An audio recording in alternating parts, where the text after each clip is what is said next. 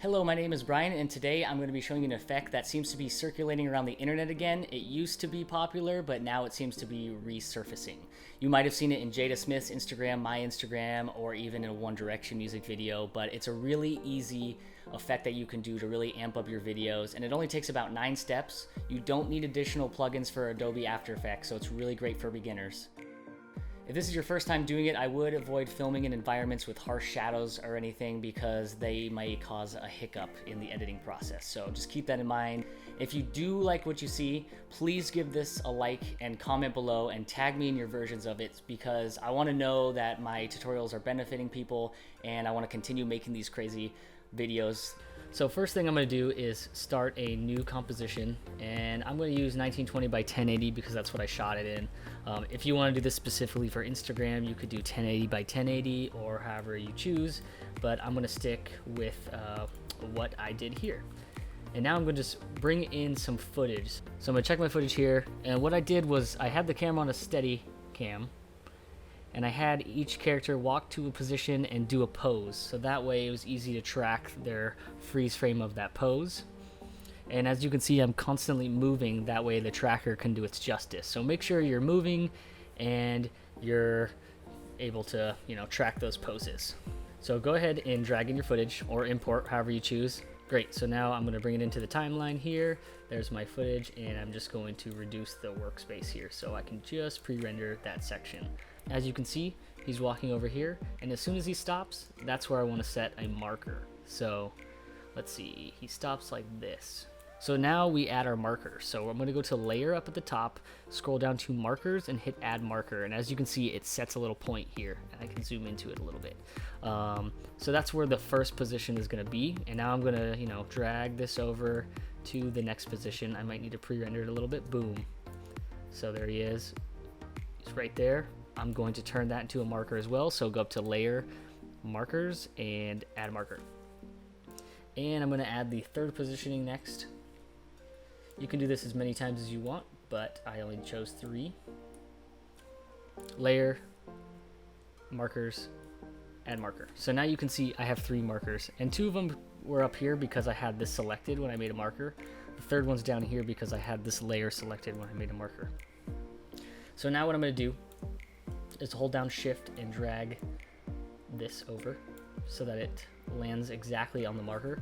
So now we're going to make screenshots of these, and I'm just going to go up to composition and save frame as and file, and this is going to drop it into here. So I'm going to keep it a Photoshop layer, and the current settings, might be a little tricky.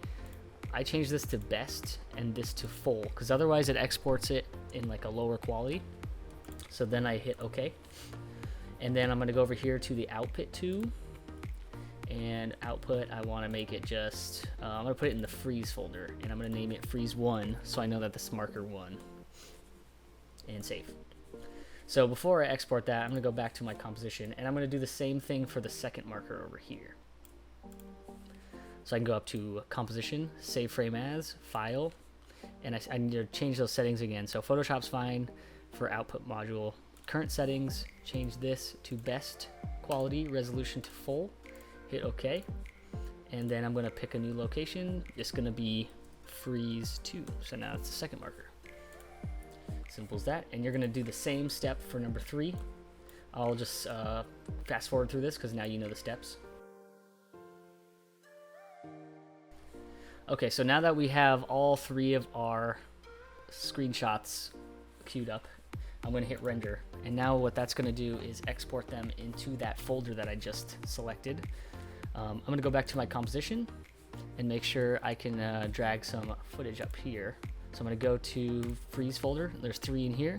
I'm just going to drag those in here. You can also hit file import, but this is another way I do it. That's good. Our footage is all imported here, but now we need to track that footage below. So what I'm going to do is go up to effects and presets. I just like to type in tracker real quick. 3D tracker, drag and drop that over here, and then drop down the advanced tool and check detailed analysis. And right now it's analyzing the footage. It might take a little while, but you just sit back. Once you get like an orange banner here, it usually means a good sign. All right, so once your tracker is done, you're gonna get a lot of these track points here, and this is analyzing the floor and any points that stick.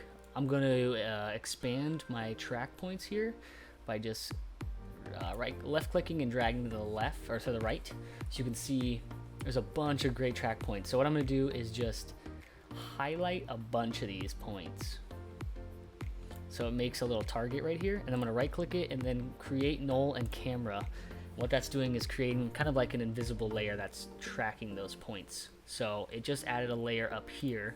That's my null now, you can see it. But back to my track here, you can see all the points. So now what I'm going to do is go to project up here and grab my freeze frame 1. That's going to be on the first mark here, and I'm going to drag and drop this here. So now is kind of the tedious part where you have to cut out the character. It's only one frame, so it's not that bad. You could use like roto brush, but I am just going to rotoscope this manually because I've been doing that for a long time now, and I'm getting fast at it. So I'm just going to rotoscope. You can keep clicking once you're using this pen tool.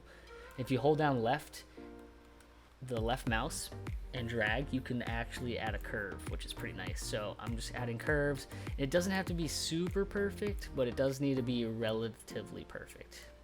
I'd rather cut off some of the person's skin than add a bunch of background because it'll show in the screen. So as you can see, I'm just rotoscoping.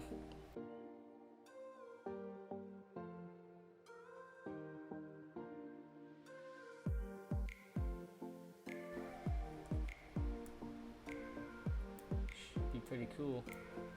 All right, I'm about to combine it. So I just combined it. So I just made a freeze frame cutout of this character. So after you're done rotoscoping your character, basically this is now just a character that can move around on its own, but Control Z, I don't want to mess with that.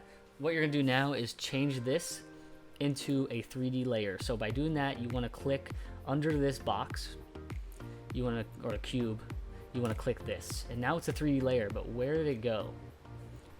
Okay, and then what I'm going to do is go to track null 1. So if I click on this, I'm going to go to the transform and position, and I'm just going to Control C, copy that, go up to freeze frame 1, go to the transform drop down, click on position, and Control V that. So as you can see, there's mini character I just cut out. Alright, so the next step is to adjust that character to fit into this body. And I'm going to click it, and you want to grab the corners here. So I'm going to grab this, and as you can see, it's kind of weird. If you hold down shift, the proportion size will stay nice. So I want to kind of bring this up, hold down shift while you're doing this. Try to match his body size. It's kind of tough, but while you're doing that, you want to move your anchor point by clicking this tool right here, pan behind, and that way you can move your anchor point, and this is going to be the center of the body. Everything's going to move around this anchor point. So I'm going to click back on the cursor, and now I'm going to move the y-axis up here.